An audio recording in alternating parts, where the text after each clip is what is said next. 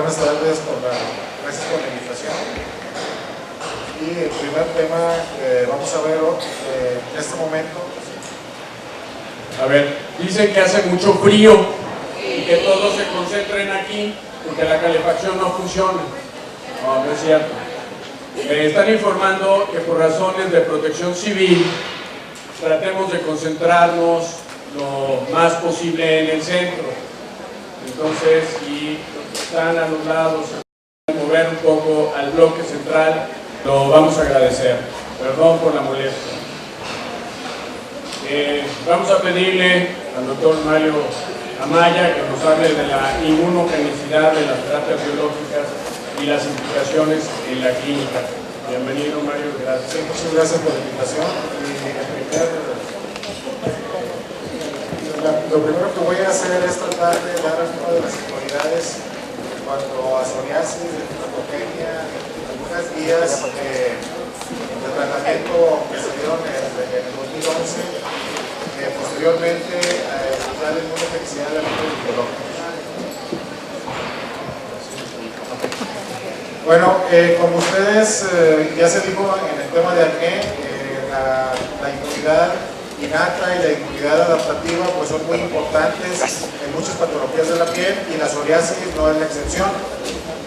Por ejemplo, aquí tenemos los componentes de la inmunidad innata que serían de este lado y los receptores Toll-like y los péptidos antimicrobianos que serían como el puente, el paso de la inmunidad innata hacia la inmunidad adaptativa.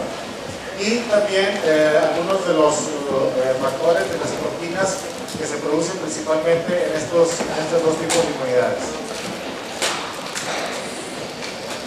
Principalmente tenemos el factor de necrosis tumoral y la interleucina 17, que serían actualmente de los interleucinos más importantes.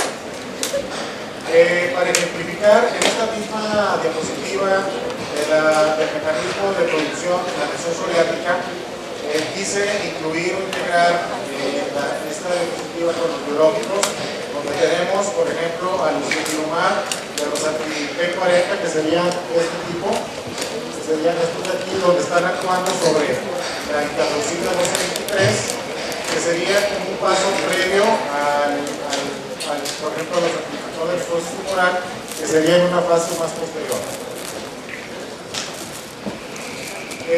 La psoriasis es una enfermedad inflamatoria sistémica, así está considerada en la actualidad, y en estas está aumentada los linfocitos TH1, también las moléculas de adhesión, está aumentada la neoangiogénesis reactiva, la proteína C reactiva está principalmente producida en el hígado por la interleucina 6 y 17. También en la psoriasis hay aumento de la homocisteína.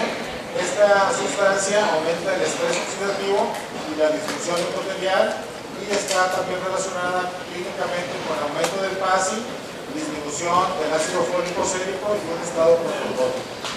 Igualmente, la hiperactividad plaquetaria pues, es importante en este tipo de psoriasis. Y en esta foto es solamente para ver, es un esquema para ver todas las citoquinas que pueden estar involucradas en un momento dado en la lesión de psoriasis. Los biomarcadores también es un tema actual en psoriasis, en la artritis psoriásica, ya que no solamente la proteína C reactiva pues es importante, sino otro tipo de biomarcadores, por ejemplo, las adipoquinas, el factor de crecimiento endotelial, la P-selectina. También, por ejemplo, sabemos que la inflamación sistémica induce resistencia a la insulina y que la insulina es una hormona vasoactiva que activa una proteína proaterogénica en las células endoteliales. También sabemos que la resistencia a la insulina va a producir una acumulación de leucocitos, crecimiento de músculo liso, alteración de la coagulación, inflamación vascular, trombosis, etc. También hay una disminución de este sustrato que se llama sustrato del receptor de insulina, que es un marcador de insulina y que también está relacionado con una aterosclerosis temprana.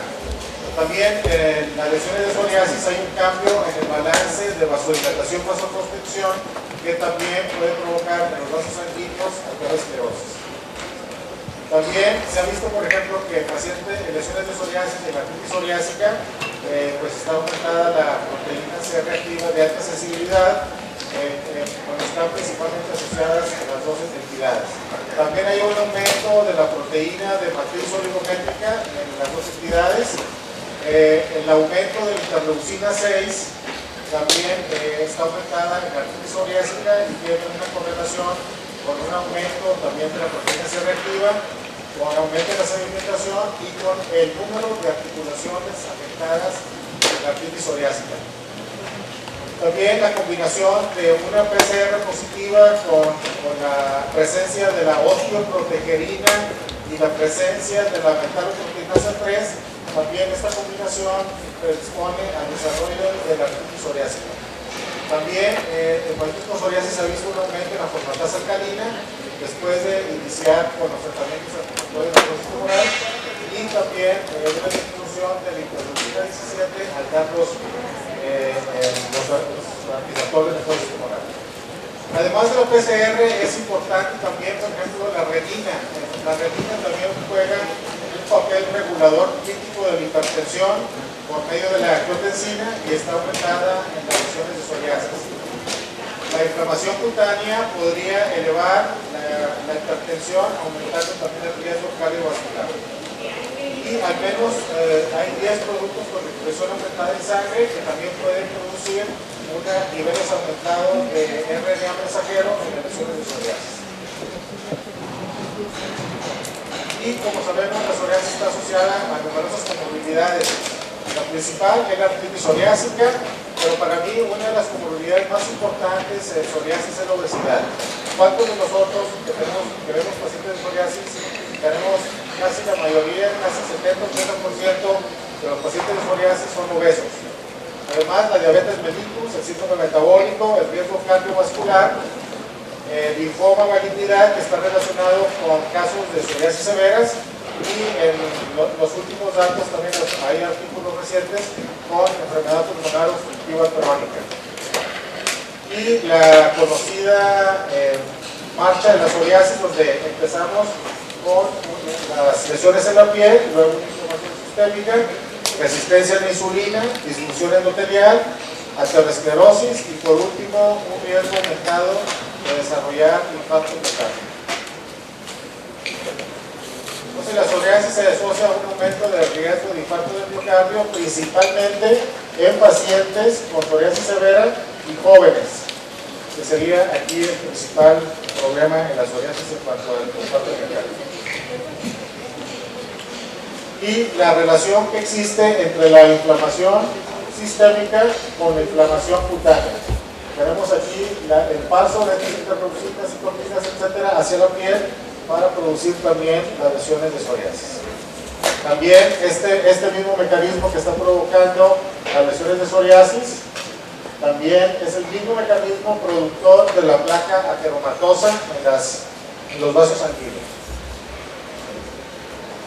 También el papel que juega la osteopontina en la psoriasis. Esta es una glifosfoproteína multifuncional que es secretada por osteoblastos, linfocitos, macrófagos y que aumenta la migración de activación de las células dendríticas del lado hacia el hígado, el aumento de la proteína C reactiva y de las dislipidemias, hacia el músculo y hacia el páncreas, la resistencia a la insulina y en general pues todos los factores proinflamatorios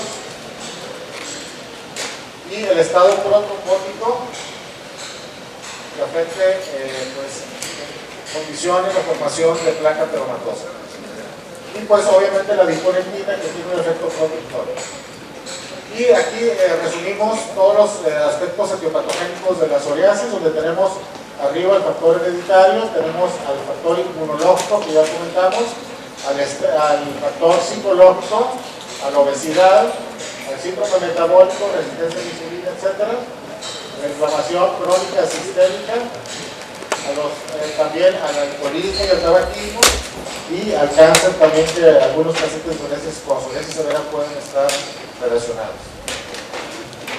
Muy bien, el otro tema que quisiera tratar es estos son como guías de tratamiento que acaban de salir el año pasado, son guías europeas que se llaman Definición de Objetivos de Tratamiento para la Psoriasis Moderada Severa.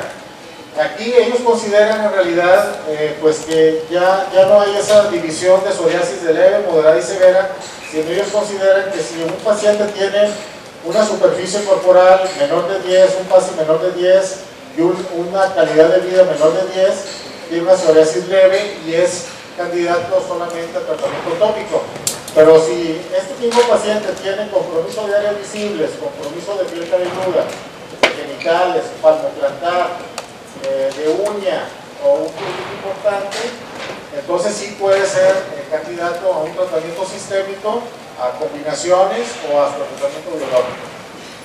Si el paciente tiene una superficie corporal menor de 10, un PASI menor de 10, pero una calidad de vida mayor afectación mayor de 10, se considera que tiene una psoriasis moderada severa y es candidato a tratamientos sistémicos, biológicos o fototerapia. Y obviamente si el paciente tiene superficie corporal arriba de 10, PASI de 10 y una calidad de vida mayor de 10, tiene una psoriasis severa y también es candidato a tratamientos sistémicos o biológicos. Ellos también definen que es una fase de inducción de tratamiento, principalmente relacionado con los tratamientos biológicos, la fase de mantenimiento, donde la fase de inducción sería desde el inicio del tratamiento hasta dependiendo el biológico que se esté usando. Por ejemplo, si estamos usando infliximab, sabemos que más o menos sería hasta la semana 6 la fase de inducción, porque sería semana 0, 2 y 6. En caso, por ejemplo, del etanercept, sería hasta el tercer mes de tratamiento, etc. Y ellos definen como falla terapéutica si no se logra la mejoría del PASI 50. Si el paciente no llega a tener una mejoría PASI 50, se considera como una falla terapéutica. PASI 75 sería el éxito terapéutico, y entre 50 y 75 estaría la opción de cambiar de tratamiento. Y la fase de mantenimiento, obviamente, es la fase de tratamiento que es después de la fase de inducción y que puede variar según el tratamiento biológico. Y que también se van a tomar en cuenta las mejorías PASI, ya sea menos de 50, entre 50 y 75 o arriba de 75, y obviamente la calidad de vida también para seguir, modificar o cambiar el tratamiento que estamos aplicando. Y no solamente esto, fases de inducción y evaluación de las fallas, sino también hay una fase que ellos llaman de impregnación. Esta fase es una fase que dura solamente pocas semanas, está entre la fase de inducción y la fase de mantenimiento, y se aplica dependiendo del biológico que se está usando. Por ejemplo, en el etanercept sería la semana 12, con el adalimumab a las 2 semanas, con el infliximab a las 10 semanas y con el ustekinumab a las 10 semanas. Y la falla terapéutica es cuando el biológico no logra la mejoría PASI 50 en este punto. Por ejemplo, tenemos al ustekinumab a la semana 28, el adalimumab a la semana 16 más o menos, el etanercept después de la fase de inducción, que serían los 3 meses, y el infliximab más o menos a las 14 semanas. Y estos puntos de mejoría o no, o de falla, están definidos o están aplicados por los estudios clínicos que se han hecho con todos los biológicos.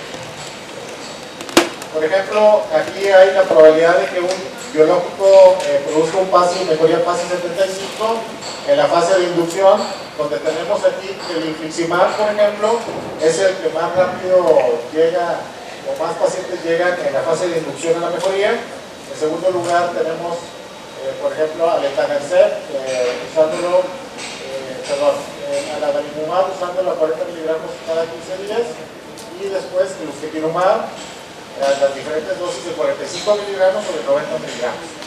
Pero en general, si se fijan, casi todos los biológicos tienen una respuesta favorable en la fase de inducción de las psoriasis. Control a largo plazo, pues también es importante. Por ejemplo, tenemos al metotrexate, que al año que el paciente está tomando metotrexate hay un 24% de probabilidades de que el paciente mantenga una mejoría PASI 75, por ejemplo, a diferencia del etanercept, que sería un 63%, adalimumab un 56%, infliximab del 54 al 61%, y del ustekinumab pues no hay datos todavía de certeza de este efecto. Las fallas, pues ya dijimos que una falla es cuando el biológico o el tratamiento no logra la mejoría de un PASI por lo menos 50. Pero no solamente eso, sino también una PGA y una superficie corporal, y en la actualidad también una calidad de vida. La falla primaria se dice que es el paciente que no responde desde un inicio al tratamiento del biológico. Desde un inicio. Y la falla secundaria es cuando el paciente respondió tanto en la fase de inducción como en la fase de mantenimiento y después pierde respuesta.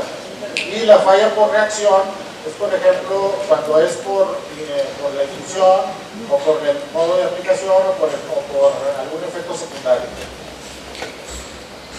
Aquí tenemos las recomendaciones que da, por ejemplo, el sistema Delphi de tratamiento de terapias biológicas, donde ellos, si ven que hay una falla primaria, pues simple y sencillamente cambian a otro antifactor de necrosis tumoral, y falla secundaria igual.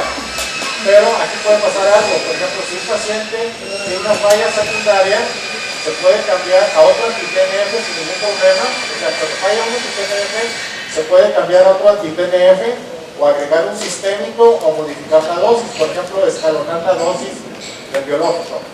Pero cuando el paciente tiene una falla primaria que no responde desde un principio, entonces ahí hay que sospechar que la falla sea a la clase del biológico que se está usando. Por ejemplo, si se está usando un anti-TNF, se podría cambiar a un anti-P40. En este caso, de por ejemplo, de infliximab a ustekinumab, o de otro anti-TNF a otro anti-TNF.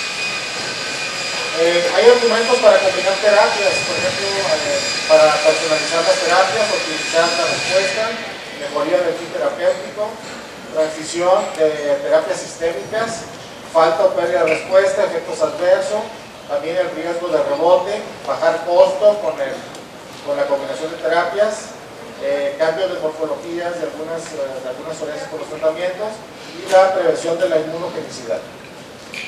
Desde hace ya como varios años están saliendo en las publicaciones varios artículos donde se está viendo la pérdida de efectividad ya de algunos biológicos. Por ejemplo, hay artículos que dicen que, por ejemplo, el infliximab hay una pérdida del 20 al 25% en un año de tratamiento. También hay artículos que valoran la sobrevivencia de la droga de los 3 anti-TNF. Y, por ejemplo, un dato muy importante es que los pacientes que son naïves a los tratamientos anti-TNF, por ejemplo, responden mejor a los pacientes que ya han sido tratados con otro anti-TNF y se cambia a otro anti-TNF. También se está valorando, se está estudiando la formación de anticuerpos, por ejemplo, en este caso al adalimumab, y a pesar de ser un anticuerpo humano, monoclonal humano, pues también puede haber reacciones de inmunogenicidad. Por ejemplo, y ya también empiezan a haber switching, o sea, virajes de un biológico a otro. Y la inmunogenicidad pues sería la capacidad de un compuesto a producir anticuerpos antidroga. Pero estos anticuerpos pueden ser de dos tipos, neutralizantes o no neutralizantes. Los no neutralizantes son los que se unen a la proteína terapéutica, pero no afectan su actividad intrínseca ni su unión con su receptor, pero sí pueden cambiar la farmacocinética del medicamento. Y el anticuerpo neutralizante es el que pues, definitivamente influye en la efectividad y hasta reacciones secundarias por el medicamento. Entonces, la inmunogenicidad no solamente afecta a proteínas de anticuerpos monoclonales, sino a péptidos, enzimas, citoquinas, factores de crecimiento, proteínas procesadas, etc. Y estas proteínas pueden ser de origen animal o pueden ser de humano a humano, por ejemplo, o también dependen del tipo de dosis, de la ruta de aplicación, de la vía de aplicación, de la duración del tratamiento, etc. Obviamente la inmunogenicidad sería más importante con los anticuerpos monoclonales murinos, que eso es lo que se pregonó en un principio. Sin embargo, también los anticuerpos humanos son importantes. Y también la inmunogenicidad es un factor crítico al evaluar los biosimilares, que también están teniendo auge en la actualidad. Entonces, un anticuerpo monoclonal sería una proteína terapéutica que no puede provocar inmunogenicidad o inducir inmunogenicidad. Esta inmunogenicidad, estos anticuerpos antidroga, pueden que no tengan ningún efecto, que sean no neutralizantes, o pueden ser neutralizantes disminuyendo la eficacia, disminuyendo o alterando la farmacocinética y la farmacodinámica y la seguridad en la aplicación de este medicamento, principalmente con reacciones a la aplicación, reacciones secundarias a la infusión, etc. Entonces, aquí tenemos la morfología de estos anticuerpos monoclonales, donde el anticuerpo neutralizante es en la región hipervariable del anticuerpo monoclonal. En cambio, por ejemplo, en el etanercept, pues no hay esa región hipervariable, entonces en teoría es un medicamento que no va a provocar mucha inmunogenicidad. Tenemos al anticuerpo TNF, tenemos al anticuerpo antidroga que está uniéndose en este sitio del anticuerpo monoclonal y va desplazando al factor de necrosis tumoral, liberándolo y pues aumentando el efecto del factor sobre los tejidos. Para resumir, el etanercept, por ejemplo, se dice que no tiene anticuerpos neutralizantes, son no neutralizantes y el efecto es transitorio. No tiene ningún efecto adverso, este tipo de reacción. Y hay estudios donde, por ejemplo, el etanercept por 12 meses en artritis reumatoide provocó un 6% de anticuerpos de este tipo, en artritis psoriásica 7.5%, psoriasis un 6%, en psoriasis pediátrica un 9.7% y en artritis reumatoide juvenil 3%. El etanercept por 3 a 5, de 3 años, o sea, un tratamiento prolongado, provocó menos del 7% de anticuerpos y usando los 50 miligramos bisemanal, o sea, 100 miligramos por semana, por 96 semanas, un 9%. Entonces, máximo por etanercept sería un 9% de anticuerpos de este tipo. El adalimumab, los anticuerpos que se han encontrado, algunos sí son anticuerpos neutralizantes, disminuyen la eficacia, pero no producen las reacciones adversas, este tipo de anticuerpos. Y por ejemplo, en ARJ, sin metotrexate se vio hasta un 25% de pacientes que producían anticuerpos neutralizantes y con metotrexate 5.9%. Por eso se recomienda agregar metotrexate con los biológicos para disminuir la formación de anticuerpos neutralizantes. Y el infliximab, pues también se producen anticuerpos neutralizantes, afectando la eficacia y aumentando las reacciones que puede haber. Por ejemplo, en una psoriasis sin metotrexate, o sea, un tratamiento de monoterapia, tenemos hasta un 28%, y con metotrexate solamente un 8% de anticuerpos neutralizantes. Este es el escalonamiento que se puede provocar por este tipo de inmunogenicidad al perder la eficacia. Se ve, por ejemplo, que el etanercept es el biológico que solamente un 7% de los pacientes requieren algún cambio en la dosificación o aumento de dosis. Y se fijan, el infliximab es el que requiere pues, un poquito más de aumento en la dosis o escalonamiento de las dosis.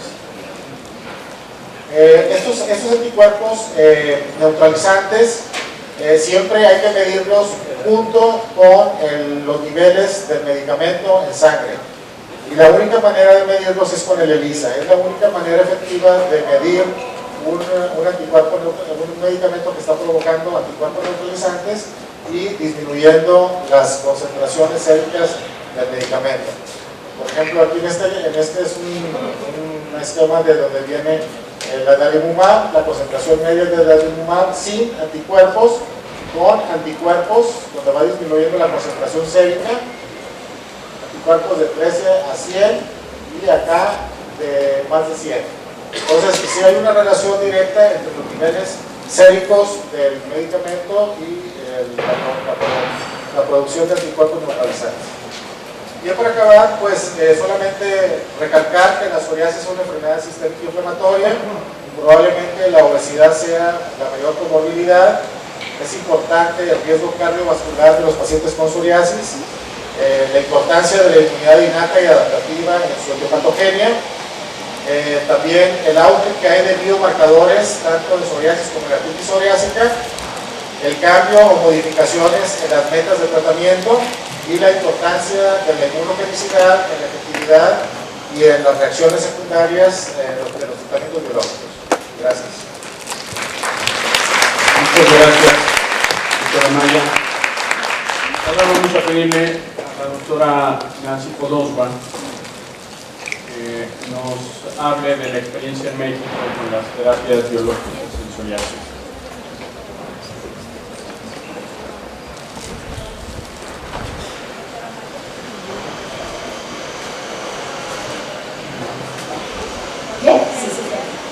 Buenas tardes. Vamos a empezar, vamos a hablar un poco de la experiencia que hemos tenido aquí. La verdad es que los medicamentos, desde que fueron lanzados en la práctica comercial del mercado, llevan ya 2 décadas de uso en diferentes áreas, más de 1 década de uso dermatológico y ya son millones de pacientes en todo el mundo tratados, ¿no? Se ha demostrado con el tiempo, en estas últimas 2 décadas, que los medicamentos son altamente efectivos en las patologías en las que están siendo utilizados. Perdóname, Nancy, que yo te interrumpa, mil disculpas por interrumpirte.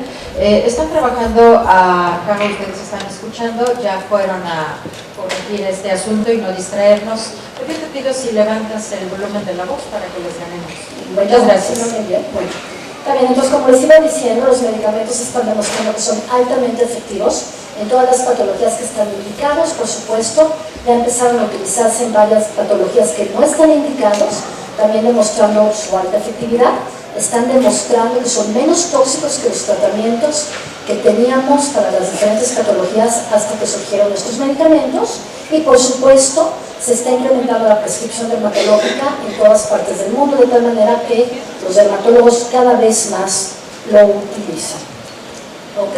Y a continuación lo que voy a hacer es que voy a tratar de presentarles 3 casos de la consulta privada, para que, no la privada, de la consulta que yo manejo, la particular, para que veamos qué es lo que está pasando una vez que estos medicamentos, después de que salieron los estudios y que fueron aprobados, qué es lo que está pasando ya en nuestro medio, cómo los estamos utilizando, cuáles son los problemas que estamos enfrentándonos a ellos o las diferentes situaciones. Y la idea era de hacer una sesión un poco interactiva. Por problemas más o menos de logística no hay DigiVote, pero van a haber algunas transparencias en donde hacemos algunas preguntas con respecto a estos casos, y pues ahí les agradecería que nada más levanten las manos de acuerdo a las opciones que ustedes consideren que son las mejores.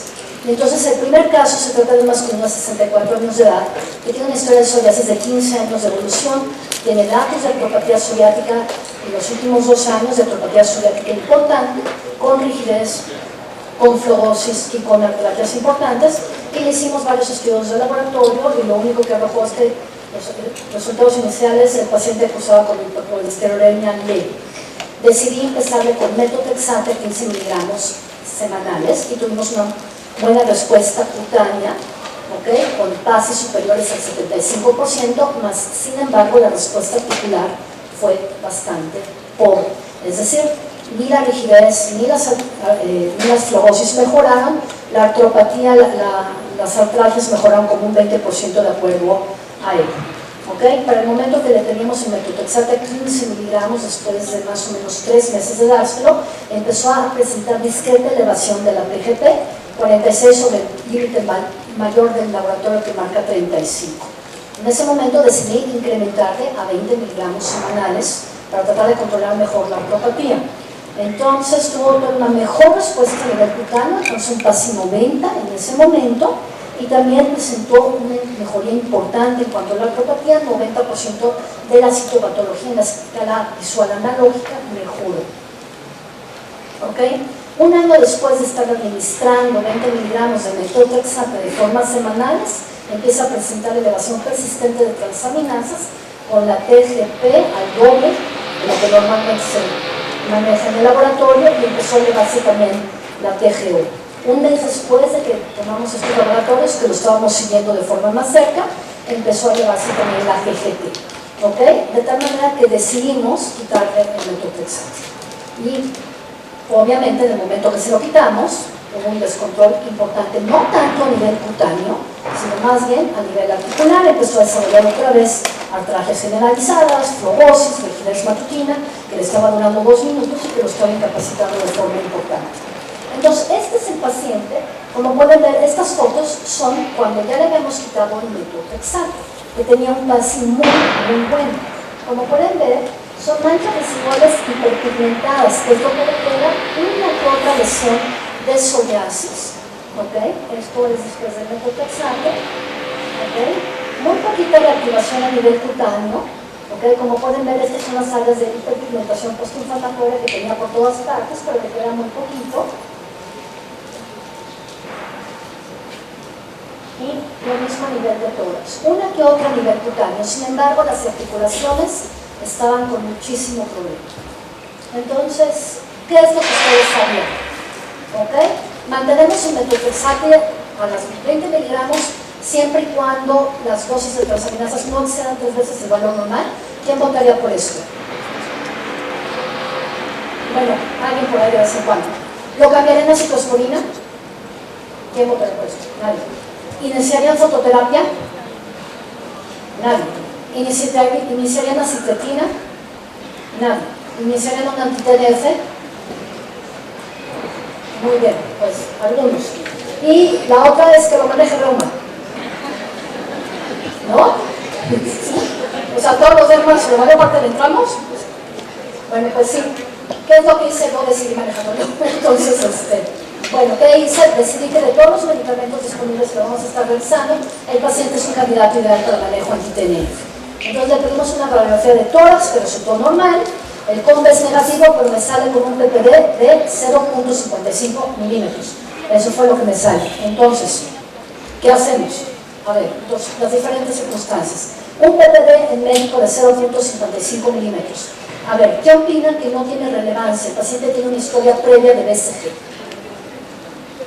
¿Nadie más que opine que no tiene relevancia? Bien. Considerar que es una TB latente y no iniciar biológico. ¿Quién dice eso?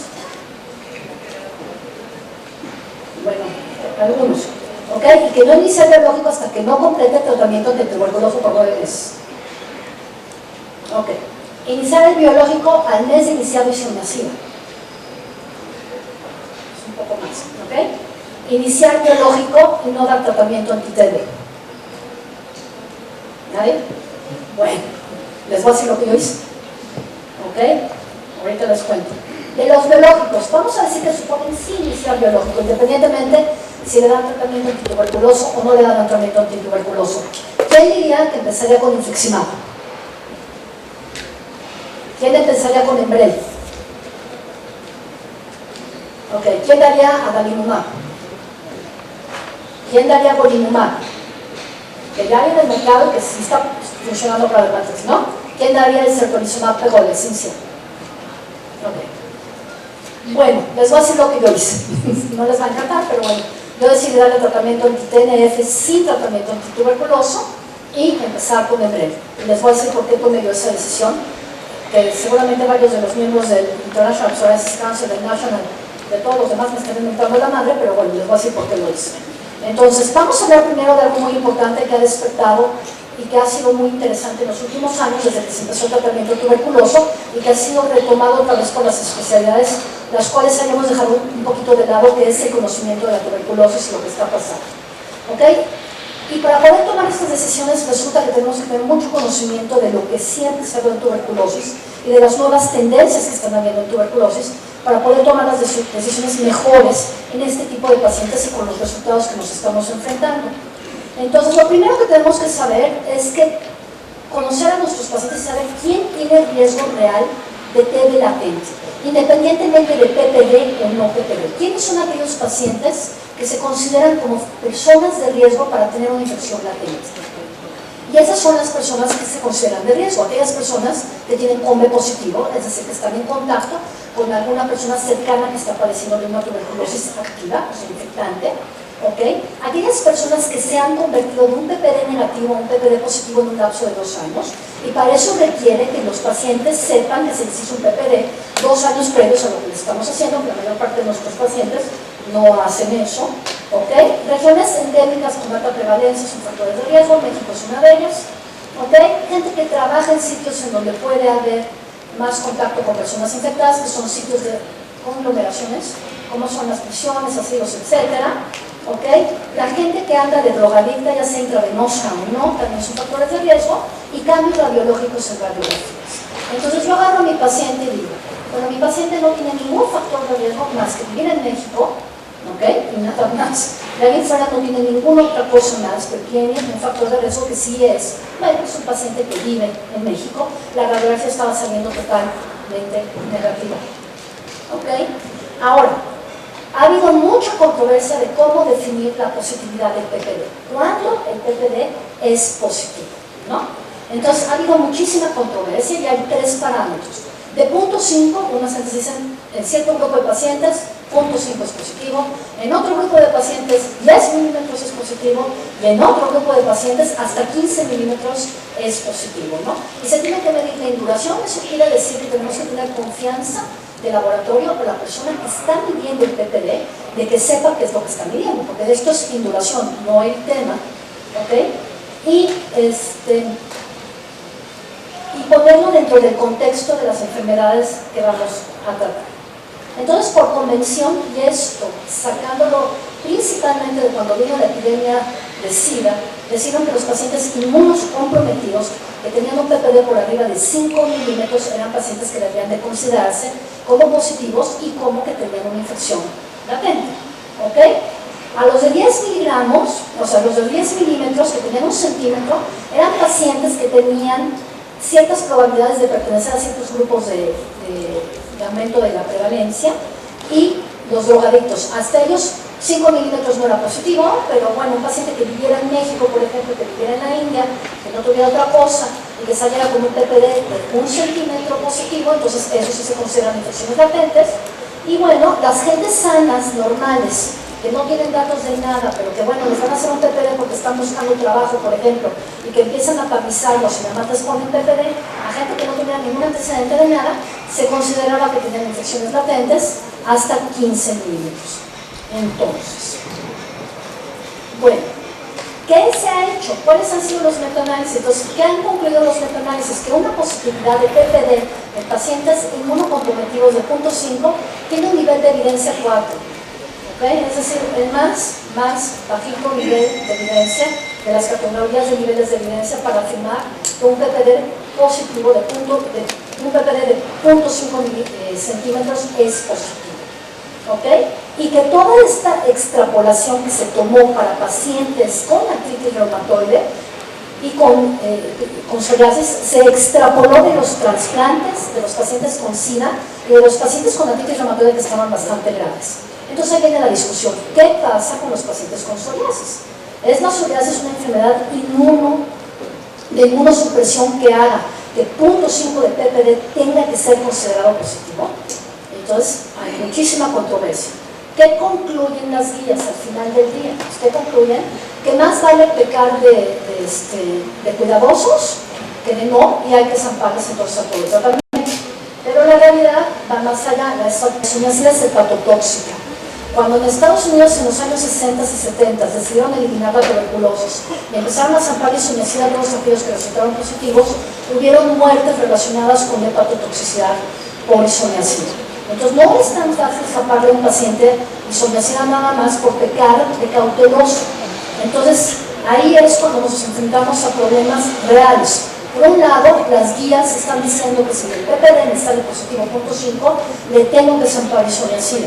Y por otro lado, tengo yo un paciente enfrente que con metotrexate a dosis relativamente bajas, que son las que utilizamos, ya tenía hepatotoxicidad, no tiene ningún otro factor de riesgo y le tengo que zampar porque las guías dicen. Entonces, bueno, una vez más, las guías son eso, son guías. Entonces yo decidí que en base a todo lo que está aquí, no le iba a dar isoniazida porque pensé que corre mucho más riesgo de meterle, de hacerle hepatotoxicidad por isoniazida que de que se me activa una tuberculosis que probablemente no tenga. Y entonces, ¿qué hice? ¿Cuál realmente fue el biológico que le di? Pues fue Enbrel. ¿Y por qué? ¿Por qué? Porque Enbrel, aunque varios de los registros, tanto alemanes como los españoles, como Estados Unidos, etc., dicen que no hay diferencias en cuanto a la reactivación tuberculosa, independientemente del anti-TNF que están utilizando, la realidad es que la incidencia de reactivación tuberculosa con Enbrel ha sido mucho más baja que la que se ha reportado con infliximab, que la que se ha reportado con adalimumab, que es la que más alta lo tiene.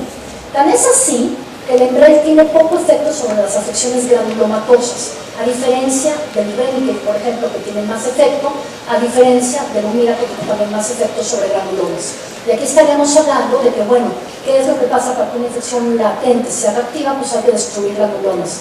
Entonces, si de entrada el Enbrel no tiene tanta impacto sobre la afección granulomatosa, los estudios están demostrando que las tasas de reactivación tuberculosa no son tan importantes como lo que ha pasado con los otros, pues obviamente el medicamento de elección para mí sería el Etanercept. Además de que tiene una vida media corta, además de que si el paciente, suponiendo que algo me pasara, que se reactivara, se infectara o lo que sea, se lo puede quitar rápido con poco riesgo. Entonces, esa fue la decisión que yo tomé, y ya les contaré si se me activa la tuberculosis o no, espero que no, pero yo creo que no. Entonces, esas son las cosas con las que nos enfrentamos. Y al final del día no hay consenso en cuanto al PPD. Entonces sí hay muchos y la mayor parte del mundo está de acuerdo en que hay que pecar de cautelosos, pero yo creo que nosotros tenemos que tomar decisiones más conscientes y más orientadas y analizar este tipo de cosas. Probablemente en otro tipo de pacientes hubiera decidido empezar a isoniazida, en este paciente decidí que no. Bueno, y finalmente decirles que al final del día, tanto metotrexate, prednisona, ciclosporina están asociados a un incremento también en el desarrollo de reactivaciones de TB latentes hacia TB activas, y que para esos medicamentos nunca hubo guías de cómo escrutinar a los pacientes, ni de qué darles, ni de cómo darles, y que durante años los que usamos metotrexate, ciclosporina, etc., se los hemos estado dando sin prestar mucha mayor atención a la onda del PPD. Entonces, pues sí, es algo que hay que tomar en cuenta. Y no es que tenga yo la verdad, pero estoy dando ejemplos de lo que ha sido mi experiencia y cómo lo estoy yo manejando. Bueno, ese es el primer caso. El segundo, tengo unas columnas 54 años de edad que tiene antecedentes de bradicardia sinusal sintomática, tiene síncopes de repetición, el paciente es candidato a marcapaso, lo están estudiando para eso. Hicimos estudios de laboratorio, tiene hiperuricemia, insuficiencia renal, tiene cirrosis hepática, tiene anemia y trombocitopenia, y además tiene una psoriasis sumamente severa, ¿ok? Con una afección corporal superando el 60% de la superficie corporal total, con una artralgia menor, ¿ok? Además hicimos un ultrasonido hepático que estaba mostrando que sí tenía la cirrosis hepática, pero que no estaba hemodinámicamente descompensada, ¿ok? Como les decía, en esta psoriasis 60% de la superficie corporal afectada y poca artropatía. ¿Qué le daría? ¿Quién le daría citratina? ¿Quién le daría metotrexate? Ciclosporina, ortoterapia, el paciente es candidato a tiene de anti-TNFs. Si le darían un anti-TNF, ¿cuál de estos anti-TNFs le darían? ¿Quién le daría infliximab? Etanercept, adalimumab, golimumab, ceftorizumab. Ok, entonces este es el paciente después de que le inicié Etanercept. ¿Y por qué decidí iniciar el Etanercept de entrada? Los pacientes, si tenemos varios pacientes así, este es un caso de una serie de 5 que yo tengo, todos con cirrosis hepática. ¿Okay? La cirrosis hepática en México es común, y los pacientes también, la psoriasis también es común, de tal manera que las posibilidades de que se encuentre un paciente con cirrosis con psoriasis es alta, no es tan infrecuente. ¿Okay? De tal manera que la citratina está contraindicada, el metotrexate está contraindicado, la ciclosporina no los va a sacar de apuros, la tienen que suspender en 2 años, y si tiene descontrol hemodinámico probablemente la ciclosporina no sea el medicamento de elección, y la fototerapia le puede ayudar, pero no le va a ayudar si hay artropatía. Entonces realmente, probablemente los medicamentos que se están perfilando como de elección en este ámbito sean los anti-TNFs. Ahora, de todos los anti-TNFs se ha reportado que los 3 pueden ser hepatotóxicos, los 3 que estamos usando frecuentemente. Pero probablemente una vez más, el menos hepatotóxico sea Enbrel, y una vez más, también la vida media del Enbrel es mucho más corta. Entonces probablemente sea el medicamento de elección en un ámbito de un paciente que tenga psoriasis y que tenga hepatotoxicidad o cirrosis. ¿Okay? Y le dimos el medicamento, empezó con 100 miligramos semanales, después hasta 12 semanas y después se lo bajamos a 50. Y esta es la respuesta del paciente. Como pueden ver, alcanza pasos como del 80%, quedan algunas placas y esta placa a nivel de la espalda. Esto es lo que estamos viendo con los biológicos, igual que es lo que hemos estado viendo con las terapias sistémicas. ¿Okay? Quedan lesiones residuales, es raro que veamos PASI 100, quedan algunas lesiones residuales. Entonces la pregunta es, ¿les queda esta lesión residual al paciente que le hace? Le cambia. Entonces le cambian el biológico con una placa así que le quede después de 24 semanas de EMBREL. No le cambian el biológico, le agregan algún otro de los sistémicos, le agregan fototerapia, le dan algún tópico, pues esa sería la opción, ¿no? Hoy en día la nueva tendencia es ver cómo están funcionando los biológicos en combinación, ya sea con los tratamientos sistémicos, en casos que lo meriten, con la fototerapia o con los tópicos. Y por supuesto al paciente le dimos tópico, en este caso le dimos una preparación de Aplican de uña con muy buenas respuestas, no con desaparición total de la lesión, pero sí con remisiones, y a continuación lo único que voy a hacer es presentarles los tratamientos que se han utilizado en pacientes que tienen diferentes hepatopatías y en donde los biológicos están demostrando que son efectivos. Y tanto Remicade, Humira y EMBREL, pero el que más reporta efectividad, el que más estudios hay, el que más reporta es de casos de no reactivación de hepatitis, de no alteración en las pruebas de función hepática en cirrosis, en hepatopatía alcohólica, etc., es el CAM-10. ¿Okay? Y el último caso. Tenemos un masculino de 51 años de edad que tenía 12 años con psoriasis severa, con una superficie corporal afectada mayor del 65% y nada más, no tenía ningún otro reto. Decidí empezar el metotrexate, que varió la dosis de 7.5 a 15 miligramos para obtener una buena respuesta, y después de un año, hasta los 15 miligramos, solo tenemos una respuesta del 30% en reducción de la superficie corporal afectada, y un año después empezó a presentar datos de artropatía con algo de artralgias y algo de rigidez. Entonces consideramos que el paciente era candidato a biológico. Hicimos todos los estudios de laboratorio, todo resultó normal y decidí empezarle con etanercept, 100 miligramos semanales las 12 primeras semanas, para después bajar 50 miligramos semanales por tiempo indefinido. ¿Okay? Obtuvo mejorías muy buenas, PASI 95, y más o menos un año y medio después de haber empezado el etanercept, empezamos a tener problemas en el instituto con el abastecimiento del medicamento, problemas que tuvimos casi por un año, de tal manera que el paciente tenía varios periodos en donde no recibía el medicamento por cuestiones de tipo institucional, no por ningún otro problema. Y después de que durante 2 meses no lo recibió por estas cosas, pues rápidamente volvieron a aparecer lesiones.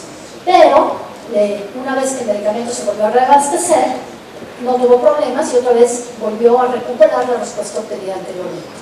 Sin embargo, más o menos como un año después, al seguimiento del paciente empezamos a detectar hematuria, todo el tiempo hematuria, microscópica, 25 a 30 eritrocitos por campo. Cada vez que le hacía yo examen general de orina, el paciente con hematuria. Y ocasionalmente estaban reportando también en el general de orina hemoglobinuria ocasional. Y bueno, entonces uno se pone histérico y dice, ¿será el EMBREL? ¿Y hay algo reportado sobre el EMBREL y hematuria? Pues nada. Entonces, ¿qué hacen ustedes? ¿Suspenden el medicamento? ¿Alguien lo suspendería?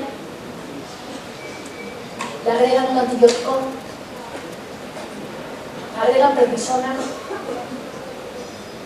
¿Le cambian a otro anti-TNF? ¿Interconsultan al urologo? ¿Qué hacen?